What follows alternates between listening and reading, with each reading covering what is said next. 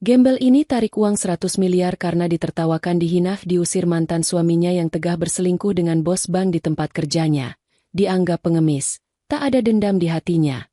Hanya ketenangan dan pembuktian bahwa kesabaran, kerja keras, dan keikhlasan akan mengangkat siapapun dari keterpurukan. Namun sebelum cerita dimulai, kami sarankan untuk berkomentar dari daerah mana kalian menonton cerita ini, melakukan like dan subscribe, agar channel kisah populer bisa berkembang, dan bisa mempersembahkan cerita yang terbaik.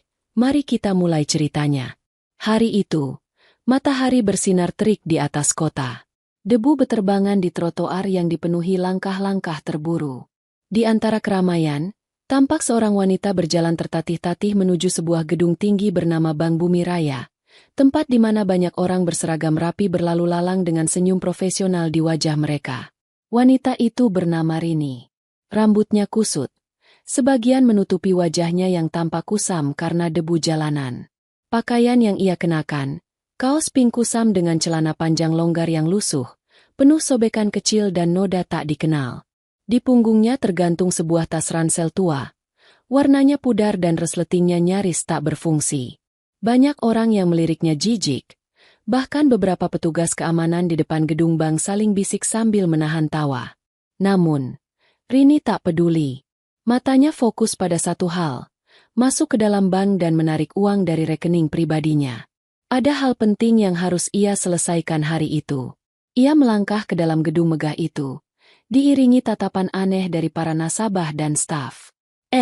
Bu, mau kemana? Ini bukan tempat minta-minta. Tegur satpam dengan nada sinis, mencoba menghalangi langkah Rini yang sudah hampir sampai ke bagian customer service. Rini tersenyum kecil. Ia mengeluarkan buku tabungan dan KTP dari kantong kecil di dalam tasnya yang hampir robek. Saya nasabah di sini. Saya mau menarik uang. Petugas satpam masih terlihat tak percaya. Namun Rini tetap berjalan pelan menuju loket layanan. Suasana seketika hening. Beberapa pegawai mulai berbisik sambil melirik-lirik ke arahnya. Rini sempat mendengar bisikan. Ih, jijik banget bajunya. Gembel kok masuk bank? Mau ngapain coba? Jangan-jangan dia ODGJ. Bahaya tuh. Tiba di loket, seorang teller perempuan bernama Dina mengerutkan kening. Maaf Bu, antri di sana dulu, ya? Tapi sebenarnya bank ini untuk transaksi keuangan, bukan untuk permintaan bantuan. Saya tidak minta bantuan. Saya ingin tarik dana dari rekening saya sendiri, jawab Rini dengan tenang, sambil menyerahkan buku tabungan dan KTP. Teller itu masih memandang dengan ragu, lalu membuka buku tabungan Rini dan mengetikkan beberapa informasi ke komputer. Tapi sebelum sempat melihat saldo Rini yang sebenarnya, terdengar suara berat dari seorang pria. Rini. Rini menoleh. Suara itu berasal dari arah meja pegawai bagian kredit. Seorang pria tinggi, berjas rapi dan berdasi mahal, berdiri dengan ekspresi kaget di wajahnya. Ia adalah Bimo, mantan suami Rini. Bimo, balas Rini pelan. Bimo terdiam beberapa detik, lalu tertawa kecil, tawa yang lebih terdengar seperti ejekan. Kamu ngapain di sini? Mau tarik uang?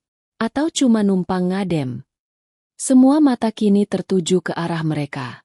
Beberapa staf dan nasabah ikut tertawa kecil, mengikuti nada bicara Bimo. Rini menatap mantan suaminya itu tanpa ekspresi. Aku kesini untuk menarik uangku sendiri. Bimo menghampirinya, menatapnya dari atas ke bawah. Kamu sadar nggak penampilan kamu kayak apa? Ini tempat berkelas, bukan tempat pengemis. Kamu nggak malu ya? Mungkin kamu datang karena mau minta bantuan. Tapi maaf, aku udah bukan suamimu lagi. Hidupku sekarang udah beda. Rini hanya tersenyum lirih. Aku tidak datang untukmu. Aku tidak datang untuk masa lalu. Aku hanya mau ambil uangku. Bimo melirik teller dan berkata keras-keras. Kembalikan saja bukunya. Mungkin ini salah input. Pasti rekening kosong. Atau buku tabungan orang yang sudah mati. Teller yang tadi mengetikkan data Rini sempat terdiam. Matanya membelalak saat melihat nominal yang muncul di layar. Tapi sebelum sempat bicara, Bimo sudah menyambar buku tabungan dari tangan Rini dan menyerahkannya ke satpam. "Pak, tolong antar ibu ini keluar. Jangan buat keributan." Satpam itu pun mendekati Rini. "Maaf Bu, silakan keluar. Jangan bikin masalah di sini." Tanpa perlawanan, Rini menghela napas. Ia tahu apa yang terjadi hanyalah bagian dari ujian kesabarannya. Dengan langkah pelan, ia mengambil kembali buku tabungannya dari teller yang masih kaget, lalu melangkah keluar dari bank meninggalkan semua ejekan, hinaan, dan tawa di belakangnya. Yang mereka tidak tahu, badai besar akan segera datang. Dan mereka akan menyesal telah meremehkan gembel yang salah. Setelah keluar dari bank, Rini duduk di halte tak jauh dari sana. Ia menarik napas dalam-dalam, menatap ke arah gedung kaca megah yang baru saja mempermalukannya. Di dalam gedung itu, berdiri dua orang yang dulu pernah ia percaya. Bimo, mantan suaminya, dan Fania, wanita yang merebut segalanya darinya. 3 tahun lalu, kehidupan Rini jauh berbeda. Ia dan Bimo tinggal di rumah sederhana namun hangat. Rini membuka toko online kecil, sedangkan Bimo baru mulai bekerja di bank tersebut. Meski hidup tak mewah, cinta dan perjuangan membuat mereka saling kuat. Sampai datang badai besar dalam hidup mereka. Usaha keluarga Rini bangkrut karena penipuan rekan bisnis ayahnya.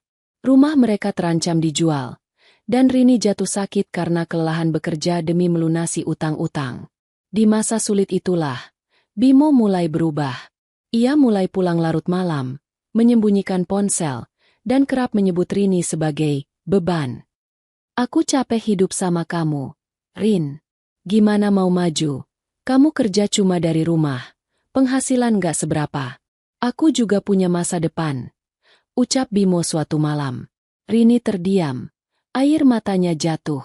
Ia hanya ingin bertahan, tapi justru dituduh menghambat. Tak lama setelah itu, Bimo menceraikannya dengan alasan klasik, sudah tidak ada kecocokan. Namun kenyataannya, Bimo telah berselingkuh dengan Fania, atasan barunya yang cantik, muda, dan kaya. Fania adalah manajer cabang Bank Bumi Raya, dikenal karena gayanya yang glamor dan otoriter. Ia melihat potensi Bimo, lalu mulai mendekatinya dengan rayuan dan kemewahan. Setelah Rini diceraikan, hanya butuh waktu 2 minggu bagi Bimo dan Fania untuk mulai tampil bersama di acara kantor. Bahkan di media sosial, mereka terang-terangan menunjukkan hubungan mereka. Rini yang melihat dari kejauhan hanya bisa menggigit bibir, menahan luka yang belum sembuh. Fania bukan hanya merebut suaminya, tapi juga mempermalukannya secara tidak langsung. Suatu ketika, Rini datang ke bank untuk mengambil uang terakhir di rekeningnya. Saat itu, Fania melihatnya dan dengan suara tinggi berkata kepada satpam, "Kalau gembel kayak gitu dibiarkan masuk, nanti nasabah penting bisa jijik loh. Jangan bikin kantor ini kayak panti sosial."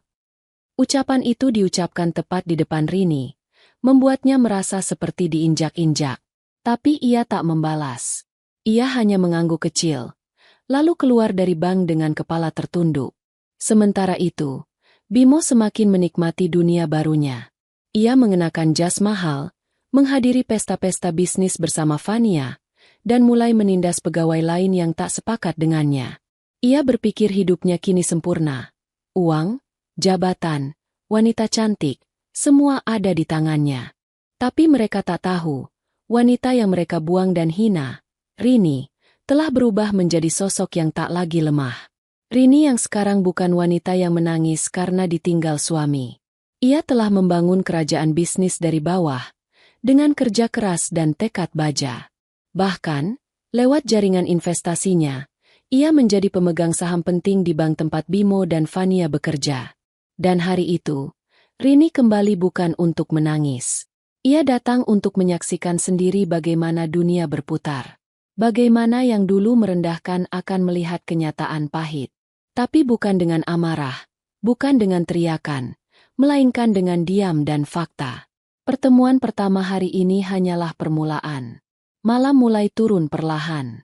Di kamar kontrakan kecil yang kini ia tinggali sementara, Rini duduk bersandar di pinggir ranjang dengan lampu redup menyala di pojok ruangan. Suara hujan turun pelan di luar jendela, seolah mewakili perasaannya yang kembali digores luka hari ini. Di tangannya masih tergenggam buku tabungan yang siang tadi sempat direbut paksa oleh petugas bank, lalu dikembalikan tanpa rasa hormat. Rini memandangi halaman depan buku itu, mengusap lembut namanya yang tercetak di sana, Rini Damayanti. Matanya berkaca-kaca. Pikirannya melayang ke masa lalu. Masa ketika hidupnya masih penuh cinta dan harapan. Dulu, ia dan Bimo menikah tanpa pesta mewah. Hanya akad sederhana di rumah orang tuanya, dengan seserahan yang tidak seberapa. Namun, mereka bahagia.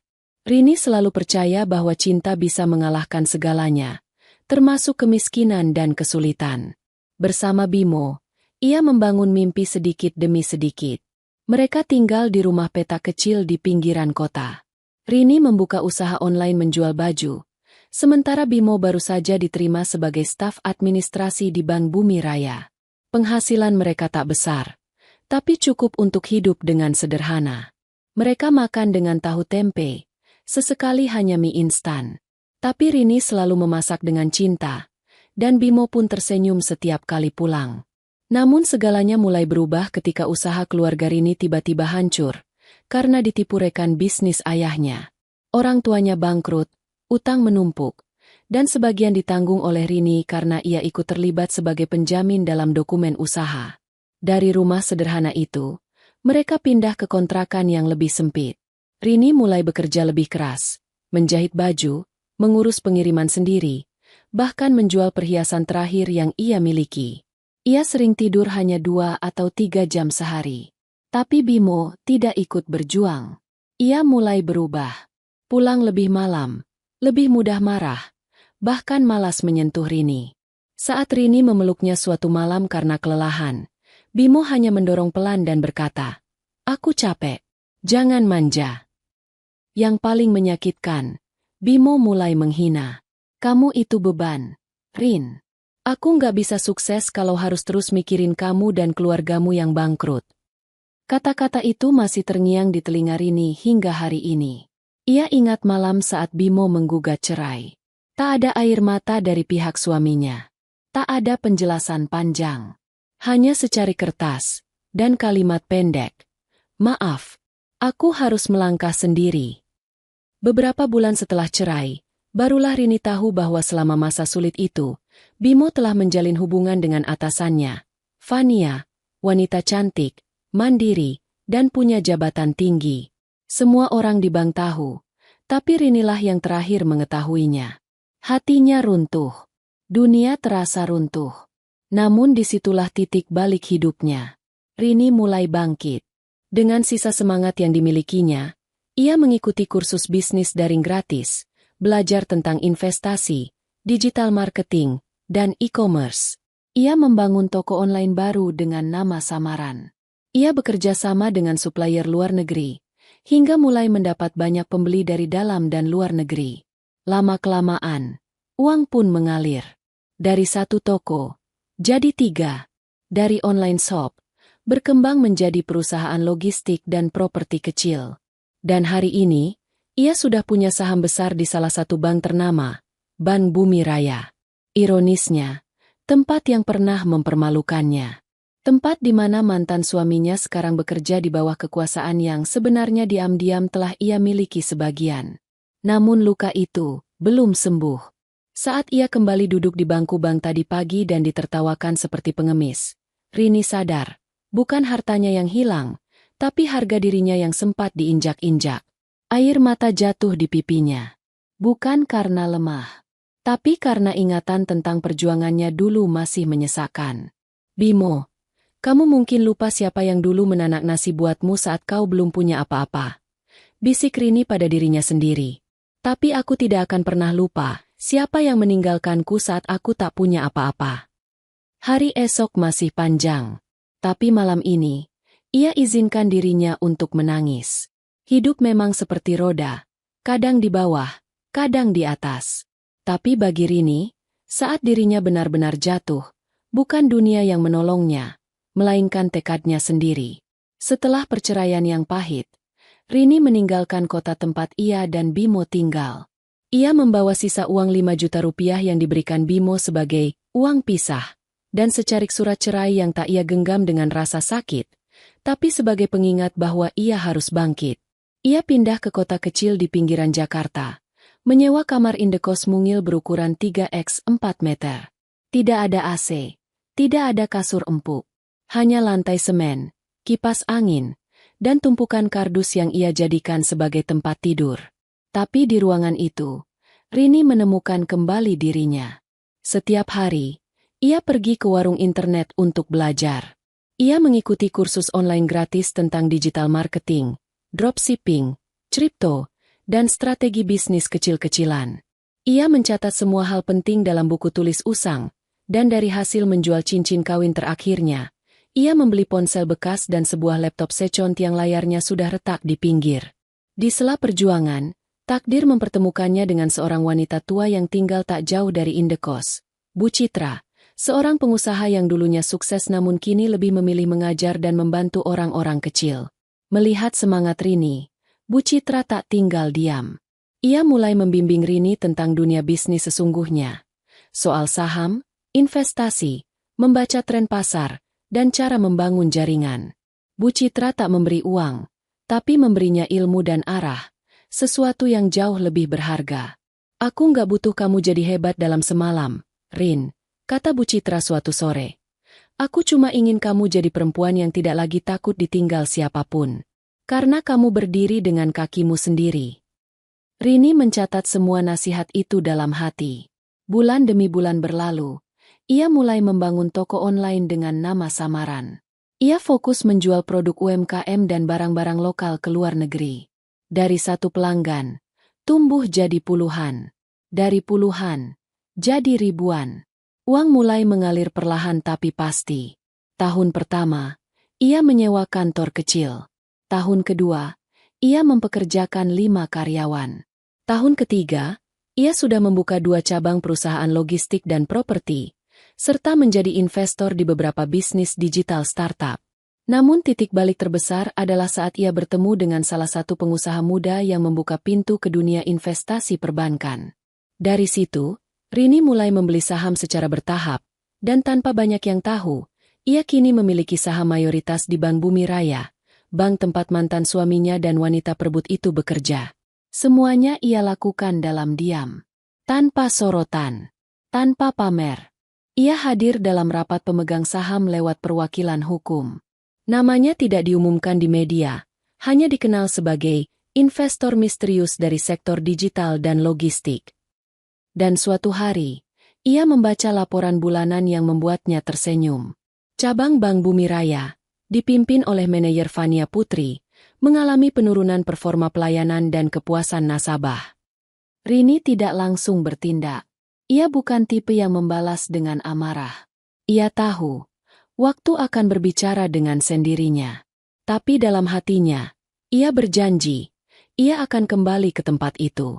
Bukan untuk membalas dendam, tapi untuk membuktikan bahwa perempuan yang dihina karena miskin dan ditinggal karena tak cantik, bisa berdiri lebih tinggi dari siapapun yang pernah meremehkannya. Dan hari itu pun tiba, ketika ia masuk bank itu kembali, dengan penampilan yang mereka anggap sebagai gembel. Tanpa mereka tahu, mereka baru saja mempermalukan salah satu pemilik bank yang sebenarnya.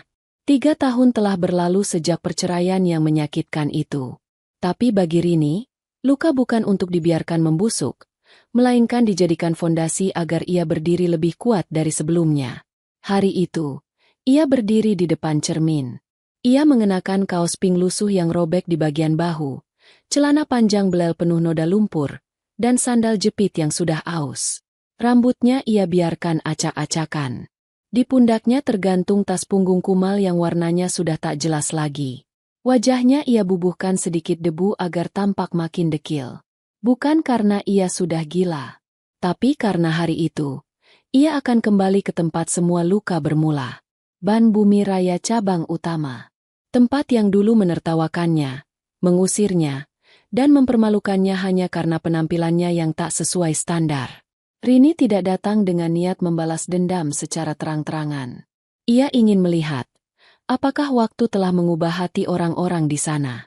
Apakah masih ada sisa-sisa nurani manusia dalam diri mereka?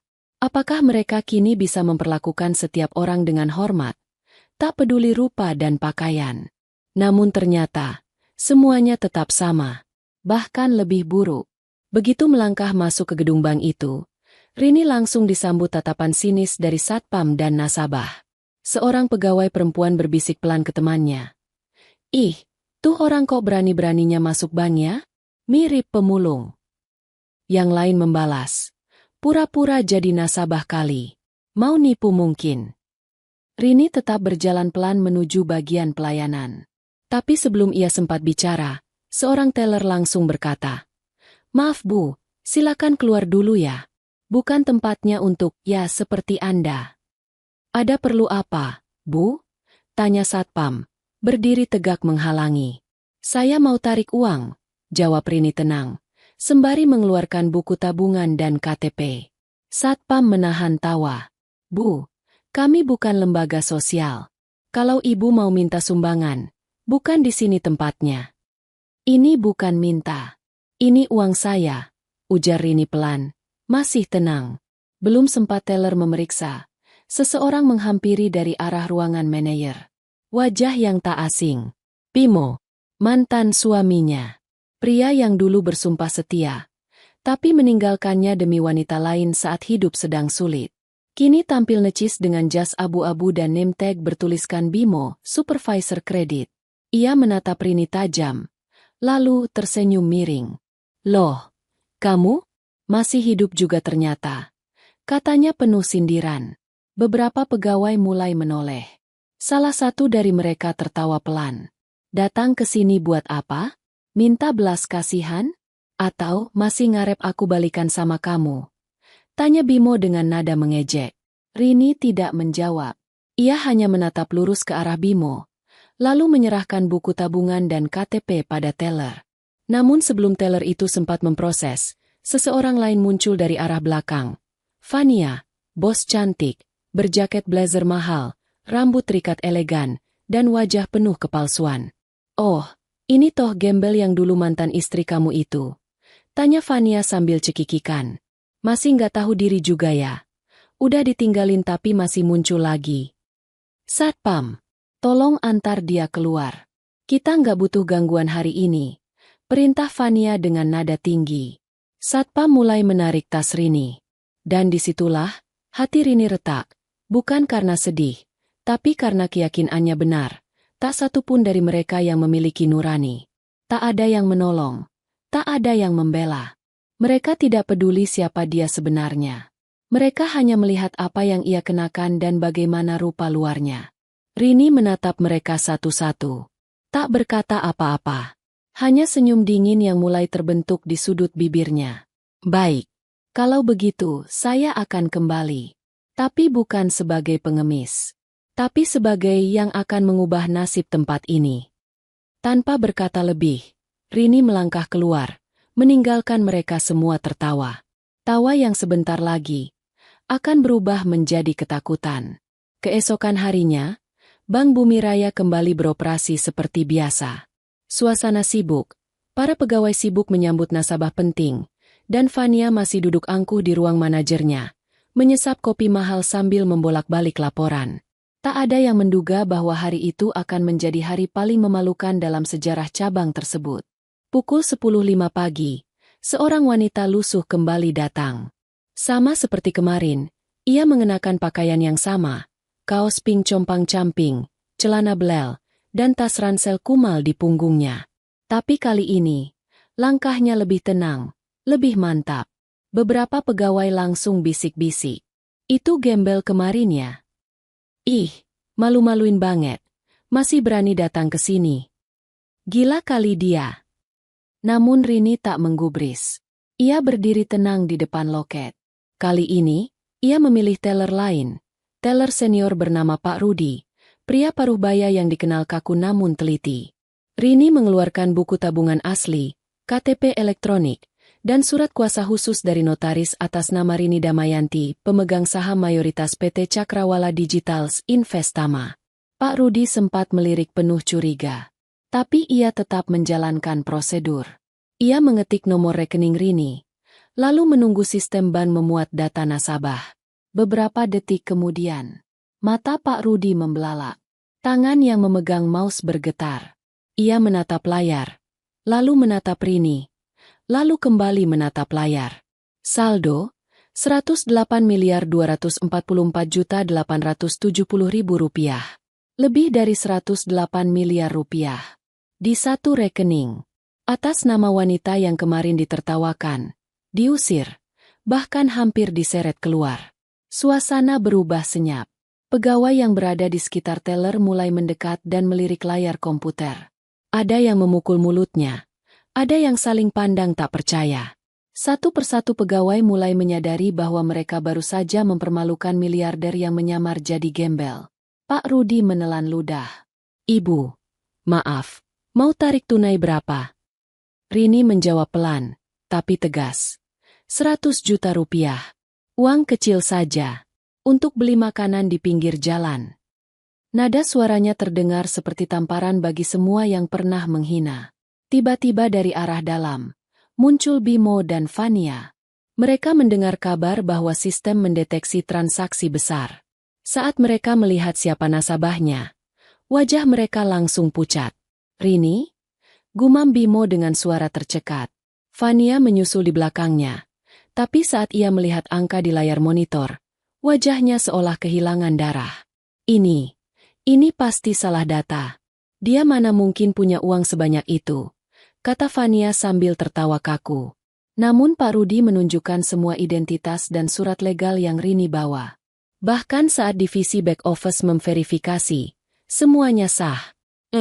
Tak terbantahkan. Ibu Rini adalah salah satu investor terbesar kami. Bahkan, sebagian saham bank ini milik beliau, ujar Pak Rudi dengan nada hormat. Semua orang terdiam. Bimo menggigit bibir. Ia menunduk. Wajahnya merah padam. Tangan yang biasa menandatangani persetujuan kredit kini gemetar. Ia ingat bagaimana ia tertawa merendahkan Rini, bahkan menyuruhnya keluar seperti pengemis kemarin. Fania? Ia masih berusaha bersikap tenang. Tapi saat Rini menoleh ke arahnya dan menatap tajam, wanita itu tak sanggup membalas tatapan itu. Ia mundur pelan, lalu diam-diam kembali ke ruangannya. Untuk pertama kalinya merasa tak punya kuasa apa-apa. Rini menerima uang tunainya dalam amplop coklat tebal. Ia memasukkannya ke tas kumalnya tanpa pamer, lalu menatap sekeliling ruangan. Kalian semua kemarin mengusirku karena kalian pikir aku tidak layak berada di sini. Hari ini aku tidak datang untuk membalas. Aku hanya ingin kalian tahu, dunia ini bukan milik orang-orang yang berpenampilan rapi. Dunia ini milik siapapun yang mau berjuang, bahkan yang kalian sebut gembel sekalipun. Semua pegawai menunduk, tak berani menatap mata Rini. Dengan langkah tenang, Rini berjalan keluar dari bank.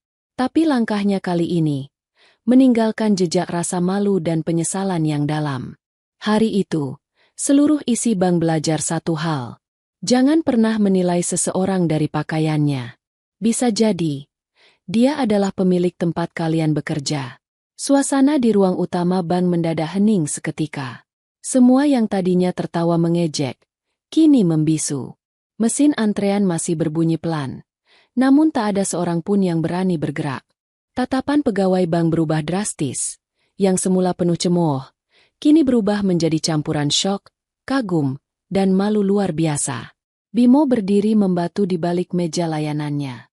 Wajahnya pucat pasi seperti baru saja melihat hantu. Tangannya gemetar, bahkan tak sanggup menopang tubuhnya sendiri. Ia merosot perlahan ke kursi, menatap Rini seolah tak percaya dengan kenyataan di depannya. Rini, gumam Bimo pelan. Kau sekarang. Rini tidak menjawab. Ia berdiri tegak, tetap dengan kaos compang-campingnya. Matanya tajam, namun bukan karena marah. Tatapan itu seperti cermin luka lama yang tak bisa dihapus begitu saja. Fania, yang semula berdiri dengan angkuh di balik ruangan kaca, langsung keluar dan menghampiri. Sepatu hak tingginya berdetak cepat di atas lantai marmer. Wajah cantiknya yang biasa tampil percaya diri kini penuh ketegangan. Ia tersenyum paksa, mencoba menenangkan situasi. Bu, maaf atas kekeliruan staf kami. Kami benar-benar tidak tahu siapa Anda sebenarnya. Katanya dengan nada dibuat-buat ramah, mencoba menyelamatkan reputasi. Namun Rini hanya menatapnya datar. Tidak ada senyum, tidak ada amarah. Hanya ketenangan dingin yang terasa lebih tajam dari kata-kata. Lucu, ya, ucap Rini akhirnya. Suaranya pelan tapi menghantam keras. Dulu kalian tertawa saat aku jatuh. Sekarang kalian diam saat aku berdiri. Dunia ini memang tempat yang aneh. Bimo tertunduk. Matanya mulai berkaca-kaca. Ia menyadari bahwa wanita yang dulu ia tinggalkan adalah satu-satunya orang yang benar-benar pernah mencintainya tanpa syarat. Penyesalan datang telat. Seperti tamu tak diundang di tengah badai. Rin, aku minta maaf. Kata Bimo, nyaris berbisik. Rini menghela napas panjang. Harta bisa dicari, Bim. Tapi hati yang tulus? Itu langka. Dan sayangnya, kau membuangnya dulu saat aku tidak punya apa-apa. Kalimat itu membuat seisi ruangan makin terdiam. Pegawai-pegawai yang tadi ikut mentertawakan Rini kini menunduk malu, berharap bisa menghilang dari tempat itu. Tanpa berkata banyak lagi, Rini mengambil buku rekeningnya dan berjalan keluar perlahan. Ia tidak menoleh ke belakang. Setiap langkahnya terasa berat, bukan karena kesombongan, tapi karena kecewa yang tak pernah benar-benar hilang. Di balik meja, Fania mulai panik. Ia sadar reputasinya di bank itu sedang terancam. Dan memang, tak lama setelah Rini pergi, sebuah notifikasi masuk ke sistem bank. Salah satu pemegang saham utama meminta evaluasi menyeluruh terhadap kinerja manajemen, termasuk direktur operasional, yang tak lain adalah dirinya. Rasa malu dan takut kini menghantui Fania. Ia tak lagi tampak sebagai wanita angkuh yang merebut suami orang. Ia hanyalah seorang wanita yang salah langkah, dan kini akan segera merasakan akibatnya. Masih dalam suasana mencekam usai pengungkapan saldo fantastisnya, Rini berdiri tegak di tengah aula bank dengan wibawa seorang pemimpin sejati. Semua mata tertuju padanya, bukan lagi dengan hinaan, melainkan ketakutan dan penyesalan. Beberapa menit setelah keheningan itu, suara langkah sepatu berderap mendekat. Seorang pria tua berdasi rapi masuk ruangan. Direktur Utama Bank Mega Surya, Pak Hendarto. Ia berjalan cepat menghampiri Rini dan langsung menjabat tangannya penuh hormat. Bu Rini, saya mendapat kabar dari pusat bahwa Anda datang. Kami tidak menyangka Anda akan datang ke cabang ini secara langsung, katanya. Semua pegawai, termasuk Bimo dan Fania, langsung membungkuk memberi salam. Tapi hati mereka tidak tenang. Apalagi saat Rini dengan tenang berkata, Pak Hendarto, saya ingin ajukan permintaan sebagai salah satu pemegang saham besar bank ini. Silakan, Bu. Apa yang bisa kami bantu? Tanya Hendarto dengan suara pelan. Rini melirik Bimo dan Fania sekilas, lalu mengalihkan pandangannya ke seluruh staf yang tadi menertawakannya. Saya ingin ada audit mendalam terhadap seluruh pelayanan di cabang ini, terutama pada sikap pegawai terhadap nasabah. Juga peninjauan ulang terhadap kepemimpinan dan profesionalisme para manajer cabang, ucap Rini tegas. Hendarto mengangguk serius. Akan segera kami proses. Fania yang berdiri kaku, akhirnya memberanikan diri bicara. Bu Rini, saya minta maaf. Saya tak tahu kalau Anda tidak tahu bahwa saya kaya raya. Potong Rini tajam. Jadi kalau saya miskin, pantas diperlakukan seperti sampah. Fania tertunduk. Sementara Bimo terlihat ingin bicara, namun mulutnya kaku. Ia masih terpukul mengetahui bahwa mantan istrinya yang dulu ditinggalkan dalam kondisi susah, kini berdiri di hadapannya sebagai pemilik kekuasaan dan harta yang luar biasa. Saya tidak butuh permintaan maaf. Yang saya butuh hanyalah keadilan. Dan saya akan memastikan bahwa tidak ada lagi orang yang dipermalukan di bank ini hanya karena penampilannya, ucap Rini lantang. Seisi ruangan kembali hening. Dan sebagai permintaan pribadi saya ingin Ibu Fania dicopot sementara dari jabatannya sebagai kepala cabang. Biarkan dia belajar dari bawah, bagaimana rasanya melayani, bukan hanya memerintah, lanjutnya. Fania tak sanggup membantah. Ia hanya bisa meneteskan air mata diam-diam, menyadari bahwa karma datang dengan cara yang tak terduga. Rini lalu berbalik menuju pintu keluar. Tapi sebelum melangkah keluar, ia berujar. Saya tak datang untuk balas dendam. Tapi saya datang agar tak ada lagi yang diperlakukan seperti saya dulu. Dan dengan langkah tenang, Rini meninggalkan aula bank itu.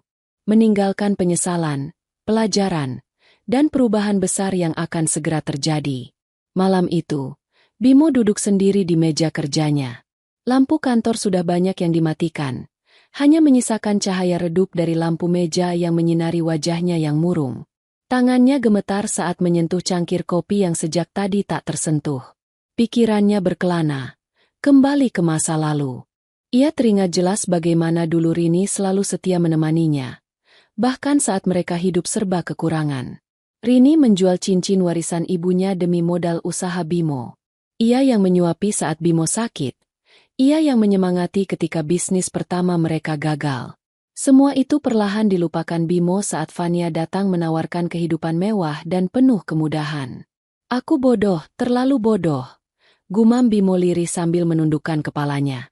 Di kaca jendela kantor, pantulan wajahnya terlihat sayu, dipenuhi penyesalan.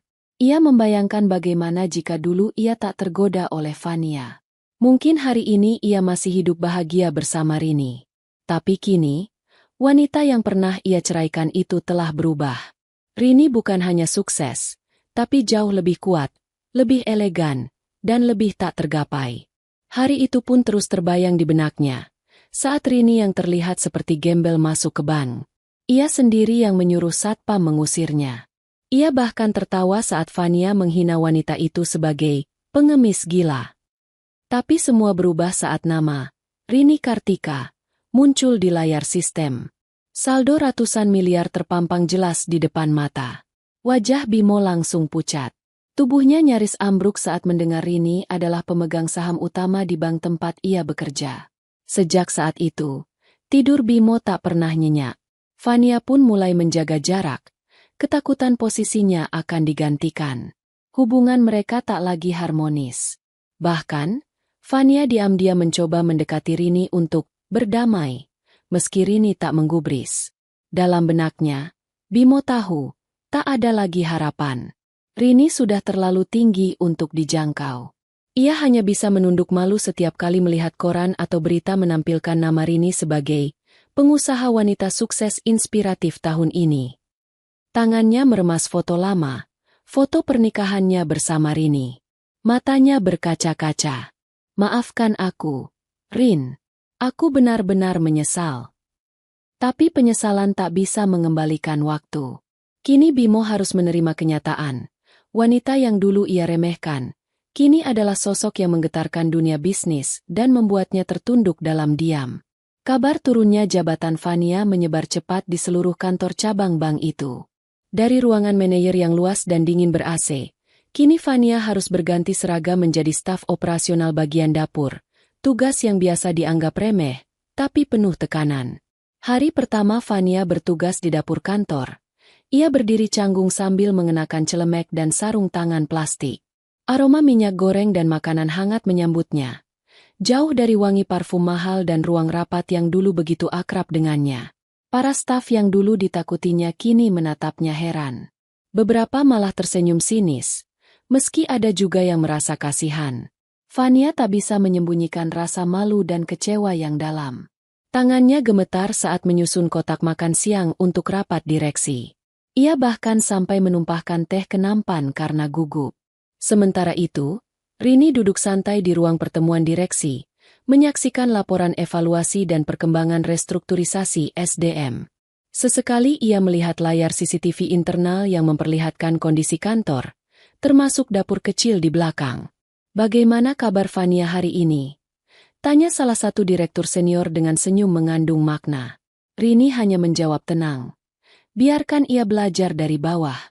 Sama seperti dulu saya memulai dari bawah. Bedanya, saya tidak pernah merendahkan orang lain. Kehidupan Fania berubah drastis. Tak ada lagi mobil dinas. Tak ada lagi pakaian bermerek. Sepulang kerja, ia naik ojek online dengan kepala tertunduk, berusaha menahan air mata. Ia kini mulai merasakan seperti apa rasanya jadi orang biasa, yang dulunya ia pandang rendah. Di dapur kecil itu, Ia belajar arti kerja keras yang sejati.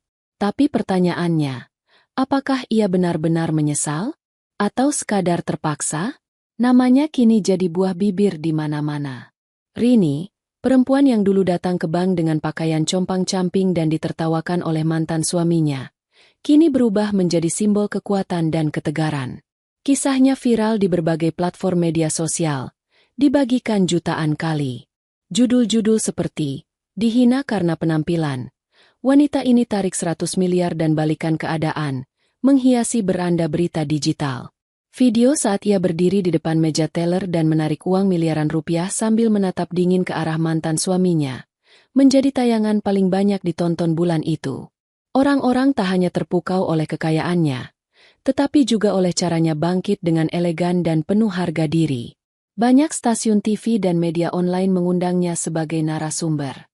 Ia berbicara bukan sebagai orang kaya, melainkan sebagai perempuan yang pernah jatuh, dihina, namun memilih untuk berdiri kembali. Aku pernah dianggap sampah. Tapi ternyata Tuhan tidak menciptakan manusia untuk dibuang. Aku berdiri bukan karena balas dendam, tapi karena aku tahu aku layak untuk bahagia. Ucapnya dalam salah satu seminar yang disambut tepuk tangan panjang. Tak lama kemudian, Rini mendirikan sebuah yayasan bernama Pelita Perempuan Indonesia, yang fokus membantu janda miskin, perempuan korban kekerasan rumah tangga, dan anak-anak terlantar. Ia turun langsung ke lapangan, bukan hanya duduk di balik meja mewah. Dulu aku pernah tidur di emperan terminal dengan anakku. Sekarang aku ingin tak ada lagi perempuan yang harus merasakan itu, katanya sambil menyalurkan bantuan sembako dan modal usaha ke kampung-kampung. Bimo hanya bisa menonton dari jauh. Ia menyaksikan mantan istrinya yang dulu ia remehkan kini disanjung banyak orang. Sekuat apapun ia menahan, rasa sesal di dadanya kian menggerogoti. Di akhir sebuah wawancara TV nasional, ketika ditanya apakah ia masih menyimpan dendam, Rini menjawab dengan senyum. Tidak, justru aku berterima kasih. Kalau bukan karena mereka yang meremehkanku, mungkin aku tak akan sampai di titik ini. Rini berdiri di atas panggung megah, dikelilingi cahaya dan sorotan kamera. Di hadapannya, ratusan hadirin duduk terpaku menyimak pidatonya dalam sebuah acara penghargaan untuk tokoh inspiratif nasional.